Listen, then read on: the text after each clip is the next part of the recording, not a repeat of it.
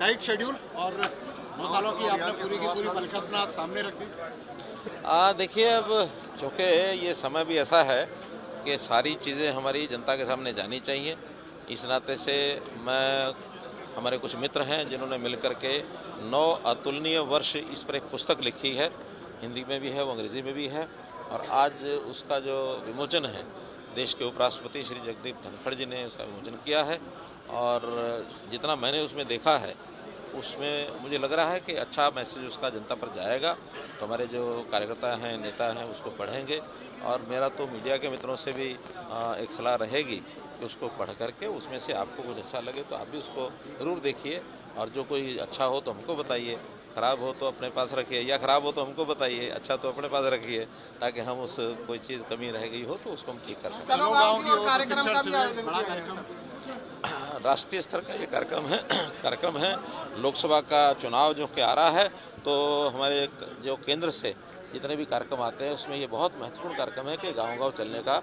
हालांकि एक राउंड पिछले 2 महीने में हमारा हो गया है, जो विकसित भारत संकल्प यात्रा के नाते से हमारे सभी कार्यकर्ता, सभी नेता उस यात्रा में देश भर के लाखों गांव में गए हैं। हरियाणा में भी 6,500 गांव और लगभग 2,500 वार्ड, ऐसे 9,000 इकाइयों में यात्रा गई है, और सब जगह गए हैं। वहाँ के लोगों की जो कठिनाइयाँ थी, वहाँ के कुछ चीज़ों की उनको जो सुविधाएं नहीं मिल रही थी, वो सुविधाओं देने का भी काम साथ साथ हमारी जो आईटी की टीम है, टेक्नोलॉजी के माध्यम से जो दी जा सकती हैं ऑनलाइन, वो सब हमने दिए हैं। चाहे प्रदेश की योजनाएं हों, केंद्र की योजनाएं हों, जनता में एक बहुत बड़ा, जिसको कहना चाहिए, एक समर्थन हमको मिल रहा है।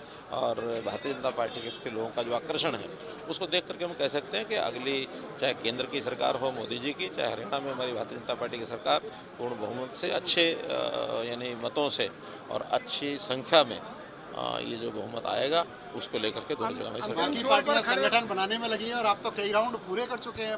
देखिए, हमारा संगठन में हमारी विशेषज्ञता हमारी उसमें है, और हम संगठन के नाते जाने इस बात के लिए जाते हैं कि संगठन को कभी भी पीछे नहीं छोड़ते हैं।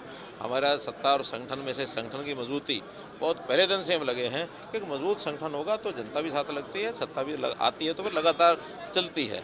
जनता में हमारा विचार थोड़ा कठिन जाता है, लेकिन जब चला जाए तो फिर निकलता नहीं है। लगातार दावे कर रही है कांग्रेस भी और इनेलो भी कि 10 की 10 सीट वो भी जीतेंगे, इधर बीजेपी भी दावेदारी कर रही है, किस तरीके से देख रहे हैं? मैं देख रहा हूँ कि जनता इसका फैसला करेगी, और जनता का मन बन चुका है। अब इसमें जनता के पास आप जाएंगे तब जाके असलियत पता लगेगी। दावे तो वो अपने करेंगे, हम अपने करेंगे, लेकिन वोट करेगी जनता से। मैं आप कहता हूँ ना, जनता के पास आप जाओगे, हमको पता है कि जनता सुशासन के नाते, जनता ईमानदारी के नाते, जनता जितनी जनता को स्कीमें मिलनी चाहिए वो प्रोएक्टिव होकर इस राज्य को घर दे रही है। जनता एक हैप्पीनेस के मूड में है, और जनता को लगता है कि कांग्रेस के समय जितने भी उस समय की कुरीतियाँ, कुचक्र, जितने उस समय की खामियां, वो सब हमने आके पूरी की हैं। जनता इससे प्रसन्न है। सर, जनता के मन में भाव अगर होता है, लगातार कांग्रेस की यात्राएं चल रही हैं, एक तरफ न्याय यात्रा चल रही है, एक तरफ संदेश यात्रा चल रही है, कहते हैं कांग्रेस के घर घर जाकर के हम लोगों को जगाने का काम करेंगे। देखिए, वो यात्राओं का दिखावा कहीं कहीं जरूर कर लेते हैं, और उस करने में जितनी संख्या वहाँ होती है उससे आधी से संख्या उनके साथ जाती है। रोड के ऊपर चलते उनके सैकड़ों वाहन साथ चलते हैं, और सैकड़ों वाहनों में 1,000-2,000 लोग तो उनके साथ ही चलते हैं। उसको वो दिखाते हैं कि हमारी बड़ी संख्या हो रही है, बड़ी भीड़ हो रही है। वास्तव में उनके निश्चित कार्यकर्ता हैं, वो हर जगह वही पहुँचते हैं, और जो घर घर जाने का अभियान है वो ना कभी किया आज तक, ना कभी कर सकते। हमारा कार्यकर्ता है 20,000 बूथों के ऊपर, वो जाएगा, और हर बूथ के वोटर लिस्ट को उसने 15-16 भागों में, और पन्ना प्रमुख के नाते जो बनाया है, 3 लाख हमारे पन्ना प्रमुख बने हैं। तो 3 लाख पन्ना प्रमुखों का काम एक तरफ, और जो कांग्रेस करती है करे। हर घर में कार्यकर्ता जाएंगे, गांव में आए हैं, और गांव के बीच में जो कार्यकर्ता जाएंगे, क्या उनका फीडबैक भी आप तक, सरकार तक पहुंचाने का कार्यकर्ता काम करेंगे? निश्चित रूप से। अब ज़माना चूँकि टेक्नोलॉजी का आ गया है, इसलिए हमने ऐप्स एक बनाई है, उस ऐप्स के माध्यम से ही सारा उनको डाटा दिया जाएगा, और उसी में जो बेनिफिशरीज हैं, उसी में संपर्क अभियान के नाते से वो जाएंगे, वोटर्स के पास जाएंगे, जिसको संपर्क करेंगे उसको फीडबैक उनसे में लेने की आवश्यकता नहीं। उस ऐप के माध्यम से ऑटोमेटिक हमारे पास आएगा कि किस बूथ पर कौन कार्यकर्ता कितने घरों में गया, कितने वोटर्स को संपर्क किया, कितने बेनिफिशियरी को संपर्क किया। ये ऑटोमेटिक सिस्टम हमारे पास कब तक चलेगा सर ये कार्यक्रम? ये तो लगातार 1 महीना भर, जब तक आचार संहिता नहीं लगती तब तक ये चलेगा। भारतीय जनता पार्टी में लगातार बैठकों का दौर जारी है, और ऐसे में फरीदाबाद में हुई जो गांव चलो अभियान को लेकर प्रशिक्षण शिविर हुआ है। हमारे साथ में करनाल से सांसद हैं संजय भाटिया जी, उनसे बात कर लेते हैं। सर, लगातार बैठकों का दौर जारी भारतीय जनता पार्टी में, किस तरह से क्या प्रशिक्षण मिला है इस बैठक के दौरान? नहीं, बैठकों का भी है और आप देखिए फील्ड में भी अभी विकसित भारत संकल्प यात्रा प्रत्येक गांव के अंदर गई, उसके तुरंत बाद ही ये गांव चलो अभियान है। प्रत्येक कार्यकर्ता हमारा सक्रिय रहता है। Bharatiya Janata party cadre based party है। मैं समझता हूं कि हर वक्त कोई ना कोई हम काम को लेकर समाज के बीच में रहते हैं। गाँव चलो अभियान क्या है सर, इसके तहत क्या होना है? इसमें गांव में आपको एक रात बितानी है। जो भी कार्यकर्ता की ड्यूटी लगेगी गांव में, उस गांव के अंदर रहकर वो रात वहां बिताएंगे, लोगों से मिलेंगे, संपर्क करेंगे और उनसे फीडबैक लेंगे। देखो, हिंदुस्तान के अंदर इस वक्त ये पहली बार है कि इकोनॉमी वाइज दुनिया में 5वां बड़ा देश हिंदुस्तान बन चुका है। उसके बावजूद काफ़ी लोगों को, अपने देश की लगभग बहुत बड़े आबादी वर्ग को इतनी लाभ की योजनाएं, और सबसे ज़्यादा बड़ी बात है कि जो अंतिम पायदान पर बैठा है, गरीब व्यक्ति बैठा है, उन लोगों से संपर्क करके उनसे फीडबैक लेकर और अच्छा क्या हो सकता है, इसके लिए लोग संपर्क करने के लिए जाएंगे। तो क्या जिम्मेदारी तय कर दी गई है? बैठक के दौरान कौन जाएगा, किससे संपर्क करेगा? वो जितने भी हैं मंडल हैं, पहले उन मंडलों की बैठकें होंगी और उस मंडलों की बैठकों में वहाँ पर कार्यकर्ताओं की ड्यूटी लगेगी प्रत्येक गाँव।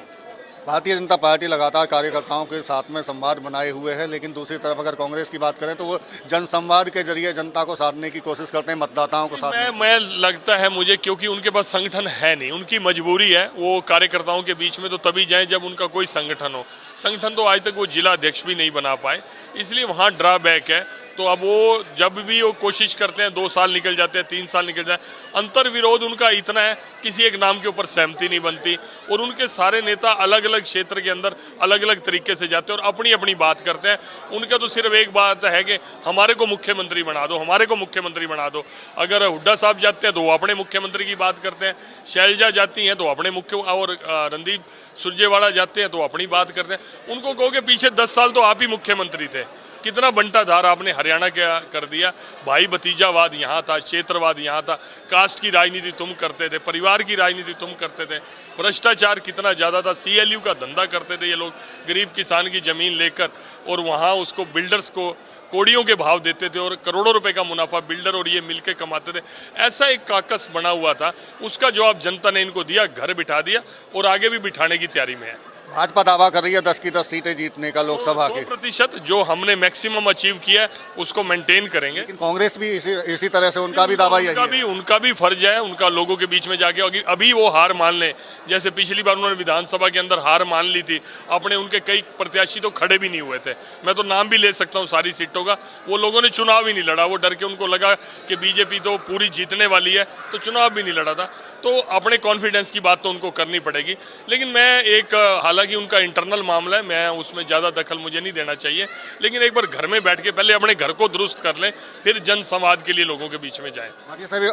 आखिरी सवाल है, चूंकि मुख्यमंत्री जिक्र कर रहे थे कि पहले जो बड़ी जीत हुई वो गुजरात में हुई 2019 में, दूसरी करनाल की थी, तो क्या इस बार भी कोई रिकॉर्ड बनेगा? 100% पहले भी कार्यकर्ताओं ने मेहनत करके बनाया और इसमें कोई दो राय नहीं। मोदी जी का जादू था, मोदी जी को लोग देश का प्रधानमंत्री देखना चाहते थे और इस बार फिर मोदी जी को देश का प्रधानमंत्री देखना चाहते हैं और कार्यकर्ता सशक्त है, मजबूत है, पहले से ज़्यादा ताकत से मैदान में है।